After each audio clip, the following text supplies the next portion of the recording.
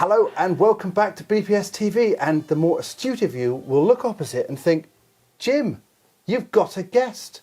I do believe it's Mark Andrews from Mobile ViewPoint. Hello. Mark Andrews in the flesh. Hello. In the flesh, live from Amsterdam. Indeed. That is a rare treat, ladies and gentlemen. Now, Mobile ViewPoint, tell me what this company does. So Mobile ViewPoint are leading innovators in live streaming for outside broadcast. Okay. So a Dutch company, and basically we've been pioneers in developing the ability for broadcasters, whether it's sports production, news production, the ability to live stream, but using technology which is very small and compact. Isn't it lucky you invented all that stuff? I mean, who would have thought there'd be a need for it? Well, indeed. So we've basically developed a unit such as this one. Mm-hmm. So it can, and what's this? So this is the Ultralink Air, which is it's a live streaming unit that connects directly to the camera. And basically, in the old days, before Mobile ViewPoint invented such technology, if people wanted to do a live stream, they'd need a satellite truck. Yes. So as you can compare to a satellite truck, this is very lightweight and compact. And instead of using satellite, we're actually live streaming over the cellular network, the mobile phone network. And obviously with the mobile phone network, we can't never guarantee quality on a mobile network. And obviously being video, we need quite a lot of bandwidth. But the great thing about this is actually we can add up to 8 SIM cards. That's fantastic, yeah, isn't it? All from different operators. You might have Vodafone, Orange, 3, and they're all combined. And basically, we do what's called bonding.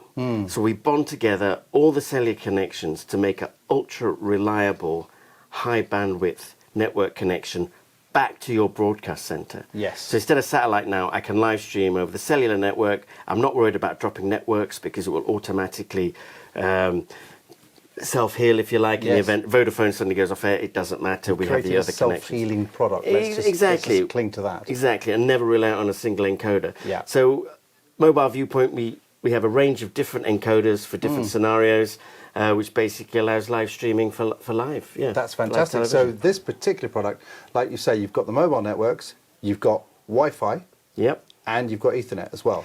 So Ethernet as well. So people still using satellite, they still need an encoder. Yeah. So it will fit in an OB truck, so you can do that. But the nice thing is you can actually blend satellite with cellular. So the nice thing about satellite is that you've got this guarantee of some sort of network connectivity in a remote location. You might not have cellular, but satellite's a lot more expensive. But what you can then do is say, okay, I'm going to prioritize the cellular, but in the event that disappears or it gets so low, I'm going to bond it with satellite. And it starts to use the satellite more and more.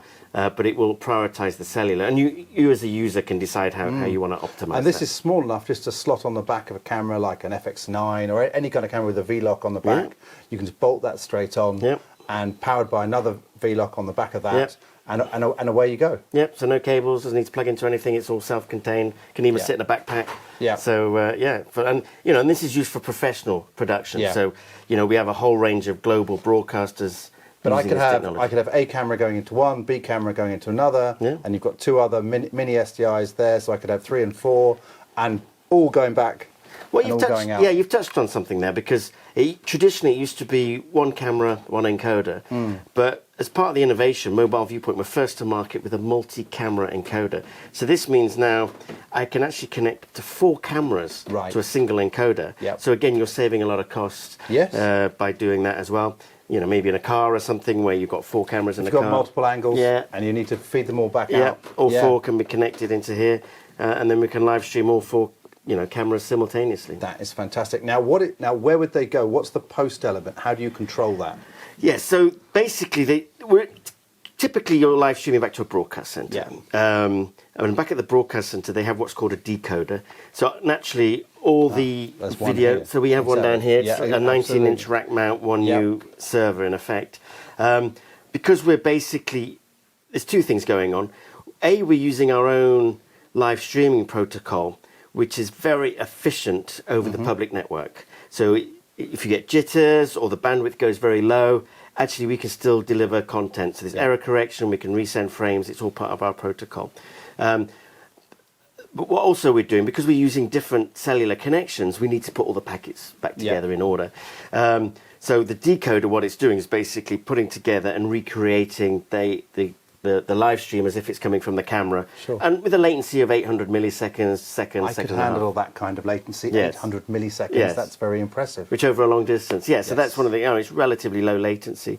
And then the decoder end, if you've got SDI workflows, or if you're using IP workflows, then basically the decoder can create. And obviously you might be recording in camera, but you can actually record in the unit, can't you? Yes. So, I mean, worst case scenario, the signal's bad, you can actually get to a better place and resend it, should you need to. Yeah, exactly. So we can store the file, and then we could trickle feed the file later on. So you might be doing a live piece on the news, and actually the quality is not great, but it's good enough for the news. But for for the news bulletin in the evening later on, they then want to use the high quality version and you can just for the news bulletin. And you've got it saved in there. You got it saved, and then as you drive to your next job, it just trickle feeds over the cellular internet, so over the mobile phone. I'm hearing the sound of cash registers. You say drive to the next job. That's well, wonderful. Assuming yes. So we're assuming news journalists, they go from one job to the next.